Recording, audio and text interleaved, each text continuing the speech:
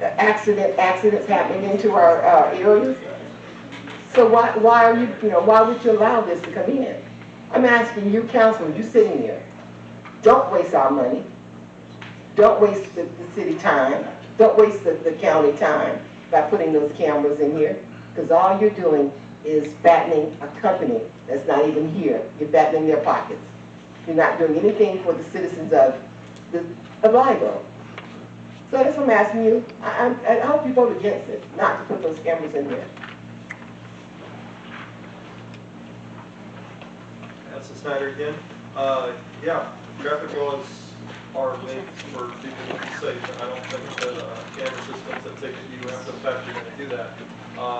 If we really worry about kids being safe, we should probably put some cops next to schools, which is probably a good idea in the first place. Yeah, that's about it. When I was young and dumb, really young and dumb, I saw those wonderful lights flashing and the numbers, and I went for a high score. So I suggest that we don't do that. Bad idea.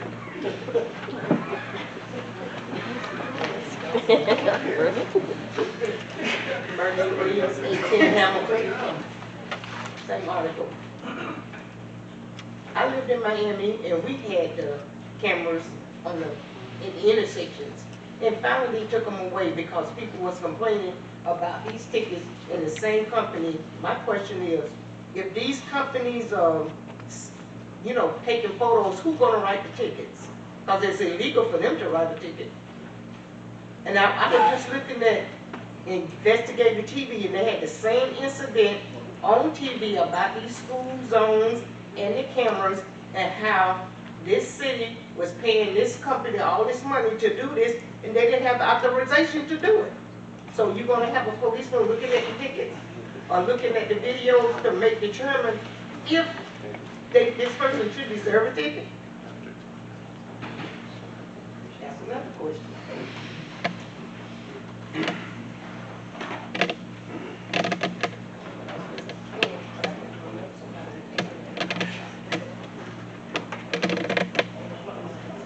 My name is Jeff Rambo.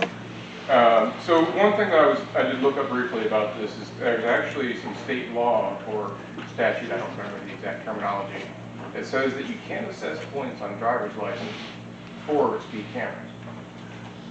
So I noticed some of the wording was kind of weird in the way it was written in there. But from my understanding, you can't assess points on a license as a result of that. And the other issue that I've noticed in this area is the signage around these school zones is trash. You don't know where the heck the school zone starts and where it ends. That would be your first and foremost place to start with any of this mess. Not mess, I didn't mean to say it that way.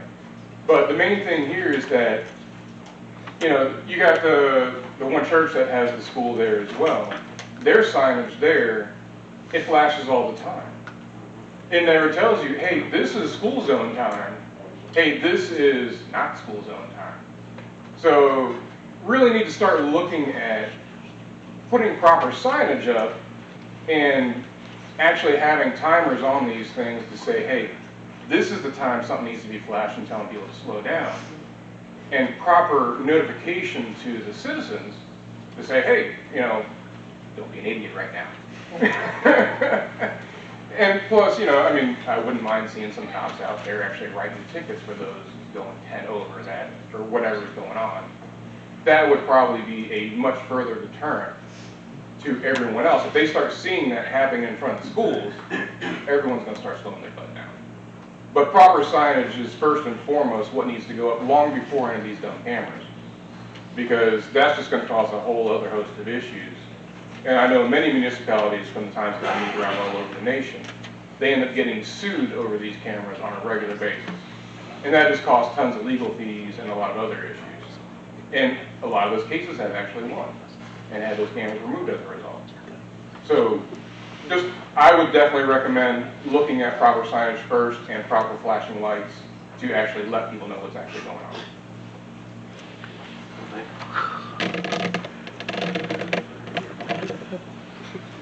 Can be the 1793. I want to echo the same thing he said. Let's start with the signage first. Because I had rolled by during holidays, like to be fat, ain't no school going on. That don't make any sense, you know what I'm saying? So let's do proper sign and go from there.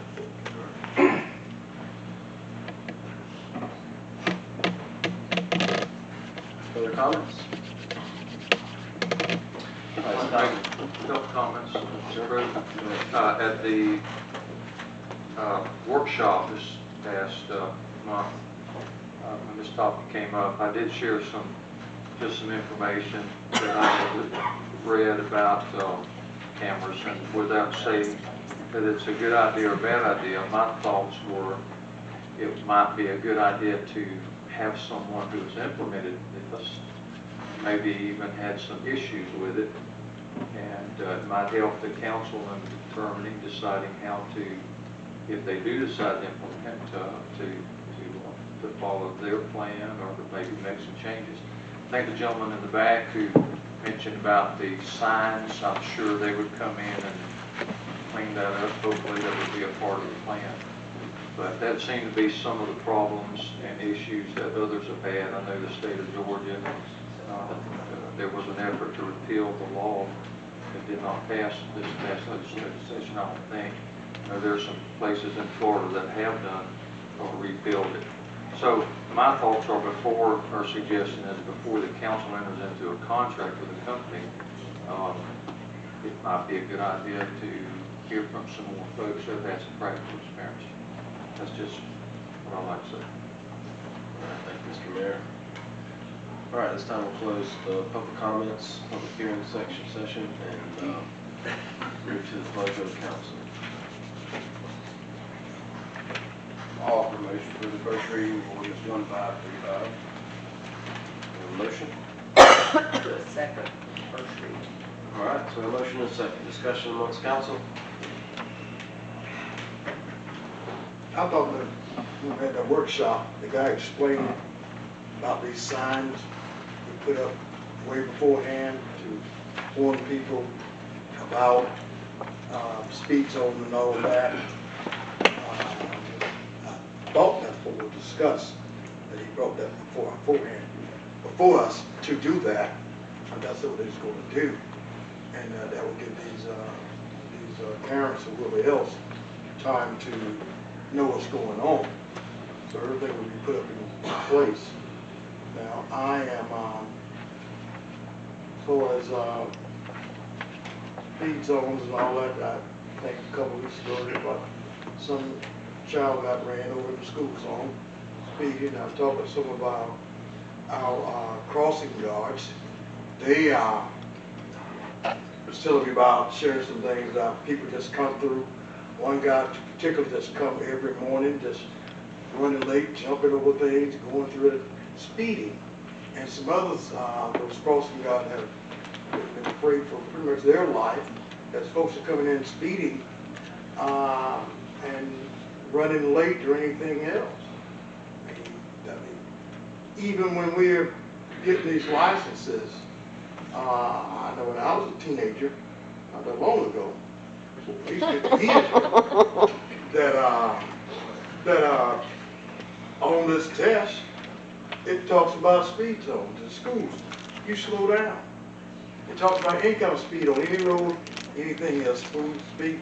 The speed zone is posted. Then when you see flashing lights or anything else, school crossing, and all that, in order to get your license, you had to get that correct as far as passing that test. And school zone was part of it, hospital zone, fire trucks, ambulance, and all that stuff was part of you getting your license.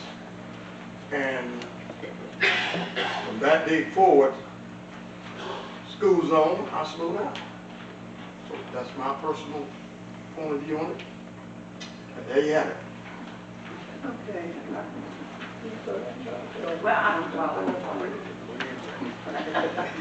Well, how many police officers did we say we have at a time out there? 3, 4, 3? Okay, we have 4 schools, we got 3 officers. Every day that I go through there, which I go through there every day, taking great-grandchildren to school, there's always an officer posted at where the sign, close to where the signs is at with his blue lights flashing. How many of us would really like to see when somebody's speeding, see that officer jump out there in the road and see if he can run down that person? He's in a school zone. He'd be foolish to do that. Foolish. That's my opinion. Okay, here's what I have to say or to ask. First of all, this is a third party who's going to be implementing this. This is someone who has come into your city and say, hey, you all have a problem. Never have, since I've been sitting here, and it's been a year now, the chief of police, the sheriff department, the school board, any constituents, any parents have come forth and said, we have a problem with speeding. We need to do something about our speeding in our school zone. Never. But we have a third party that comes in and say, wow, I can get you guys about $1 million or whatever the figure that they used, and you're going to use a portion of this for your police department, a portion for the school, a portion for all of this right here that you have. Let us put up all of this into your city, and we're going to, for each person, I think whatever the number came up with it, when they did their study, was 4,500 people speeding in a week. So that's $100 a pop right there. I have a problem with that because of the fact that if we had a real problem here, I know our police department, we're limited, but for a third party to come in here to make money off of the citizens here as to, without us trying to do something first, to try to rectify if there is a problem first, I have a problem with that. So therefore, I say to the council members, think about what you are allowing an outside party to come in here and dictate to you that you have a problem and we are going to build your citizens for it. And then after the 3-year contract, when people finally figure out, okay, you know, don't go that direction, don't go that direction, and they're not making a profit, what are they going to do? They're going to take their ball and they're going to go home. That is what's going to happen. And then you're left where you have been financing, using that money that they brought in for those 3 years to finance maybe, you know, your crossing guards, whatever. That money goes away. So where are you going to pull that money from now? You don't have that in your budget anymore. So you're lacking a service. I say start right here with the people here. Let's figure out what, if we have a serious problem with speeding in school zone areas, let's try to fix it before a third party come in here and tell us that we need to start billing our, charging our people for it.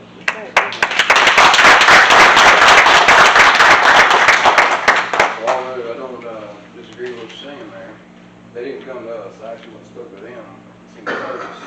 We all see we got speeders. There was a little girl killed in Orlando just last month or this month in the school zone. As for the signage, they're going to come in and redo signs. If we went to this company here, this is still way straight down the road. They'll do the signings, the lights, all the signage, all the signage, everything in the school zones. Yes, there is money. It is under our fine with no points, which is less than what you get if you get actual citation. So you get points and a lot more money. But with that being said, the money that is there goes to the school, goes to the city, it goes to, I can't remember all the things he listed off during the workshop. This isn't just a big money grab out there for them with this one particular company. I can't vouch for all of them. I've only looked in this one company, I looked in one other company as well. But with that being said, we see those people that are speeding. I mean, eventually people will start slowing down. You get a 30-day warning, you'll get a warning in the mail before they even issue citations. And once you get the first citation, most people will slow down. He said they expect after a couple of years, your fines to reduce, which that's what they already anticipate. that's not a big deal for them. This one company here is law enforcement, ran law enforcement officers. So I mean, like I said, just want to kind of clear some of the stuff when it's here. It's not just this big thing come in and run it sideways. There's actually a process involved, and they'll update everything, to your point, of the signage, the signs, the notice, and everything before it even comes into play. So I've traveled through there 5 times before I even get notice that I got a ticket. So now I have $500 in ticket because of the fact that this is a mail-in process. They gotta take it and review it. Then they're gonna send it to the city of Live Oak for them to review it. Then you're going to get that ticket in the mail. Well, I've traveled that road a couple of times and maybe, there you go. I understand about, wanting to slow down speeders, but I just don't think at this point in time is the time to do it. I think we as a city need to figure out our own problems instead of having somebody else come and tell us that we have a problem.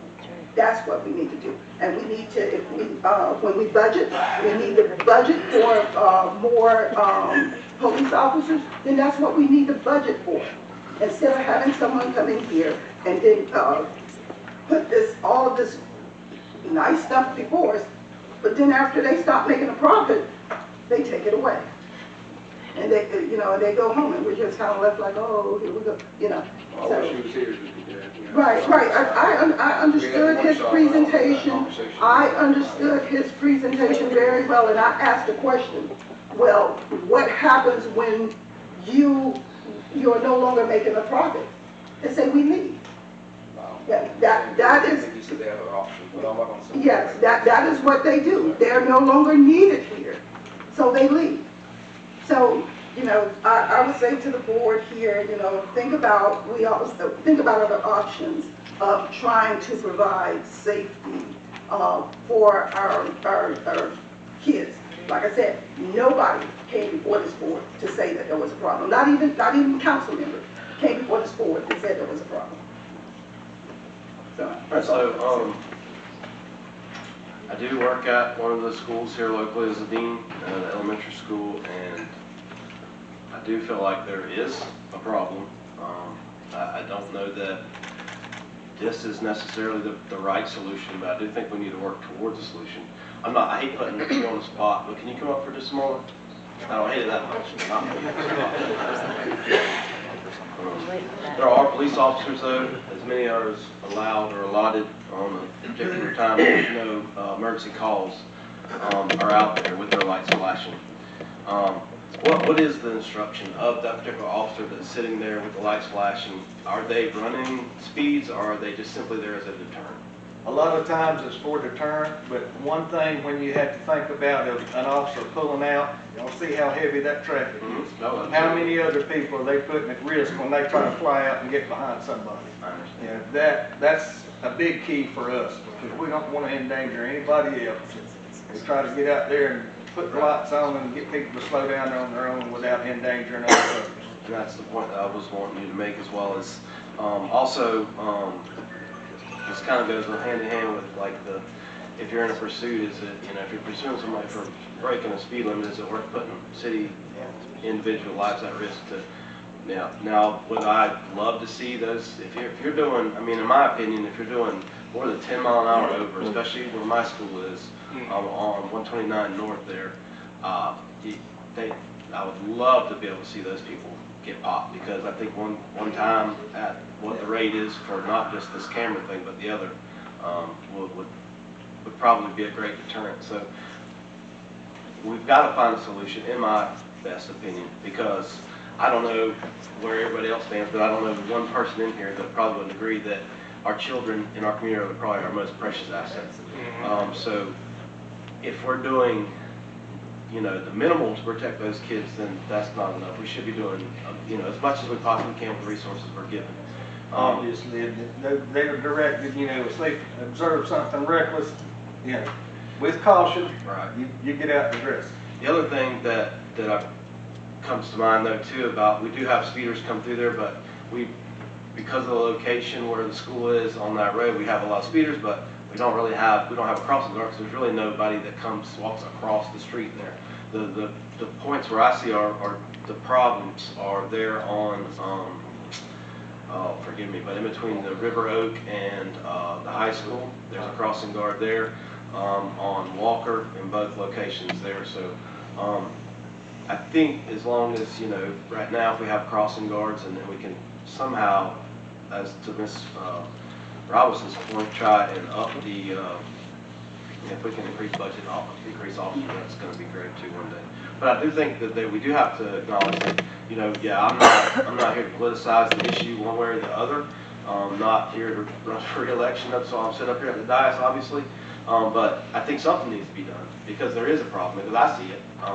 It happens a lot, and, just as much at fault, though, I will say, as the drivers speeding. We have knucklehead kids that are going to run across that road. They don't care about the crossing guard. They're going to go across here, there, everywhere. That's just the nature of the human being and the children. So it's I think, a multifaceted problem.